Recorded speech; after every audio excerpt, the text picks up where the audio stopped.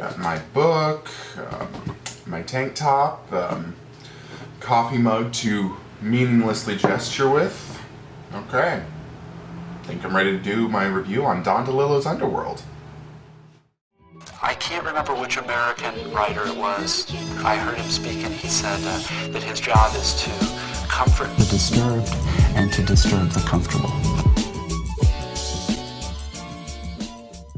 And they have to come into it only half sure they know what they're seeing. Strip context out of it, and what's left? Residue, leftovers, waste, garbage. You see, it's the recurrence of the motifs that give this novel. Are you wearing my tank top? Yeah, you took it off. What else was I supposed to wear? You don't... I don't like the idea. I don't want to talk to myself. It's gonna seem crazy, not to mention derivative. I mean, you may not like it, but... But what? I mean, I'm here. You may not like it, but... Why am I here, and who is editing me into the video right now? Come on, what do you say? You wanna talk about this book with yourself? If my FILDI is strong, let me keep him in a velvet box until I really, really need him. If my FILDI is weak, let me feed him oranges and not let him gorge himself on ego and arrogance. Fuck it, let's do it. What is the scene you are most jealous of? The Lenny Bruce scenes, honestly. I looked it up. I don't know why I expected otherwise, but I looked it up and no, Lenny Bruce was not on tour that week. The catchphrase, "we're all gonna die," is not an actual thing. But that character is such an interesting vessel, you know? It's a character that's working out bad comedy and his own paranoia on stage.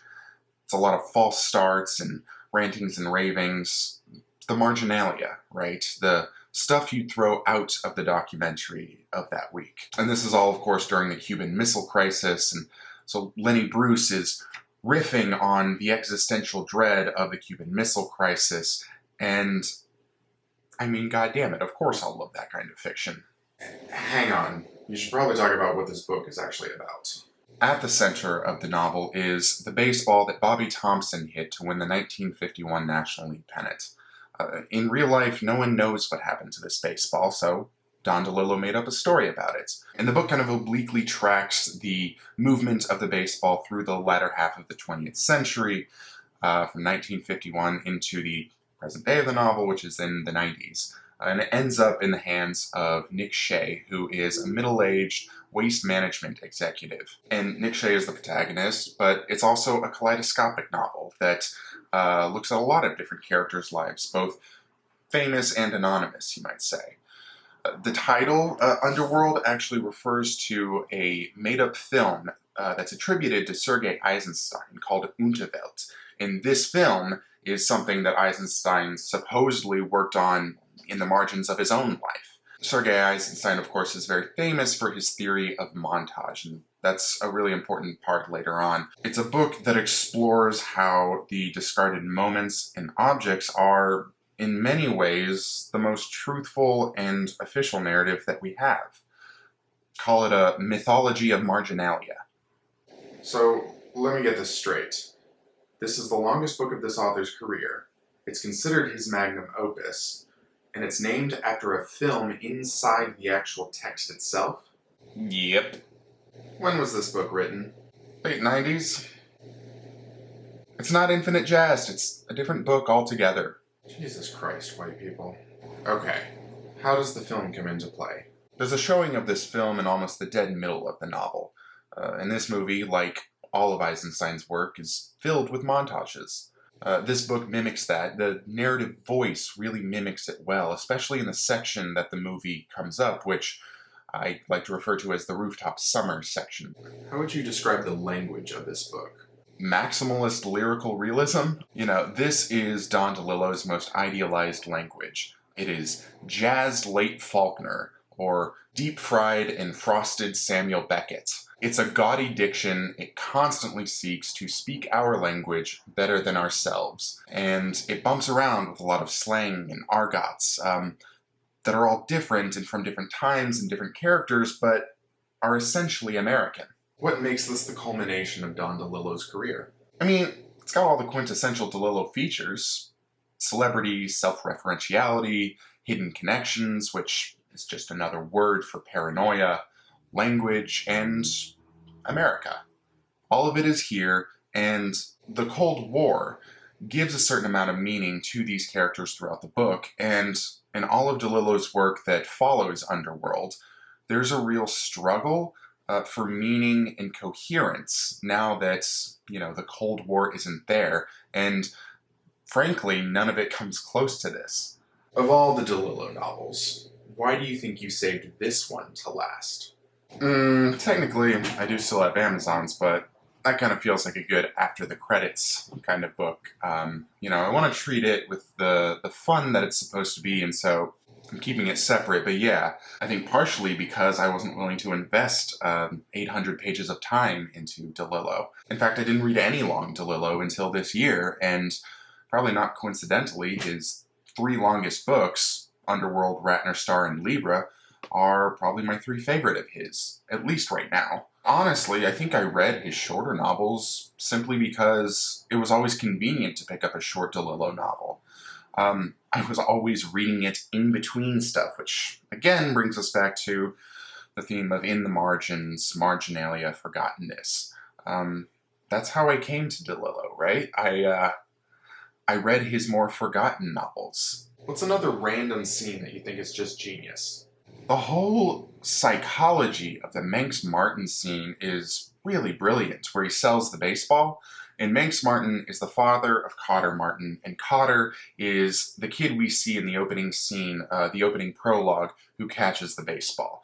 His dad, because their family's hard up for money, decides he's going to steal the baseball while Cotter is sleeping, and he's going to go down to, I believe, Yankee Stadium, where they're selling tickets for the World Series, and he's going to try and sell that baseball to someone, and he sells it for $32 and change, and of course, by the time it gets to Nick Shea, it's worth $34,000 or something crazy. That whole scene, he's trying out a series of different lies, and nobody believes him, right? They all immediately think it's a con, but he eventually finds his mark, and it's a white guy and his son, and we're kind of in his mind, and he's sort of trying to reverse engineer how he needs to come off, how he needs to be presented to these people in order to sell the ball.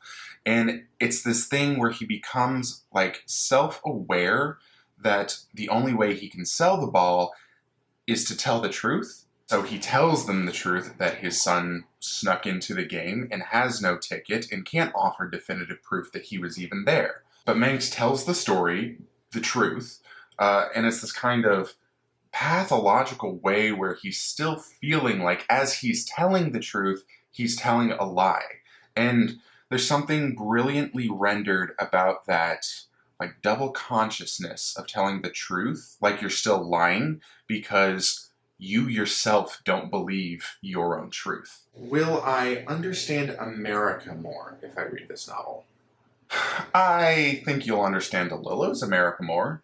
And I think that you'll understand that America is a place that contains multitudes and contradictions and chaos, clocks, watermelons, everything.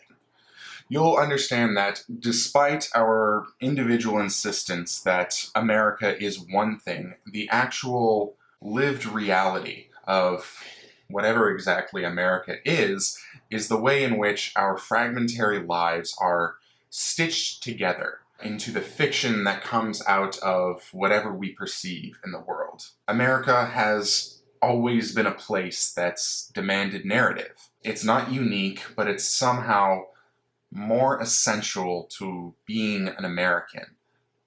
We are a nation of storytellers, and we primarily tell stories about ourselves. We're constantly reinventing the story of ourselves. What's your favorite phrase from this book? The thick-lived tenor of things. And he uses it in the context of the most mundane objects in a room. I think it's like the wood grain of a desk. This isn't something that appears in the prologue scene of the championship baseball game, but it easily could be, right?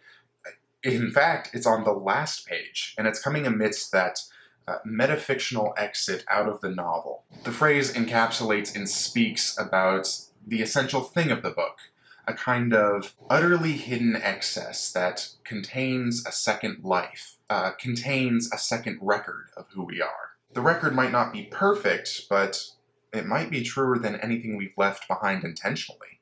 Finally, that last line, that last sentence, that last word, what do you make of it? So, another book channel once did a video of the top 5 worst book endings and included this novel's ending in that video. And I found his reasoning to be a little specious, a little lacking. His argument, as much as I could follow it, was that you can't make the last line, the last word of a novel about the Cold War, at whose center is the atomic bomb, you can't make the last word peace, because the problem of the bomb is not resolved by the end of this book or resolved by the end of the Cold War. And he mentions a seminar on this book that he attended that dealt with this, so I'm sure that the argument is more fleshed out somewhere else, just not in his video. All that being said, I think if you read the last paragraph of this book with the long run-on sentence, you understand perfectly well why the novel ends with the word peace. That whole last paragraph is self-aware. It's a metafictional exit out of the text. And in that narrative, it is imagining on behalf of the author, writing down a word on the screen, and imagining that word coming into the world as a real thing in the world. And this word, as we find out, is the word peace. So the author is trying to imagine what it would look like for peace to come into the world, to become an actual lived experience. And the whole last scene, with its rich and gorgeous language, is a reminder of the impotence of language and art. It is not a declaration of peace. If anything, it's an invocation. It is a prayer for peace. And maybe the peace can only occur inside the pages of a book or inside the mind of a reader. It is a prayer for a longed-for thing, and it's a reminder that, in the end, all we have is words. All we have is worlds. Emotions thin, I'm broken, I am screaming for just a little bit more. The gate's unlocked, but I fumble and I falter. When did my knees become so weak?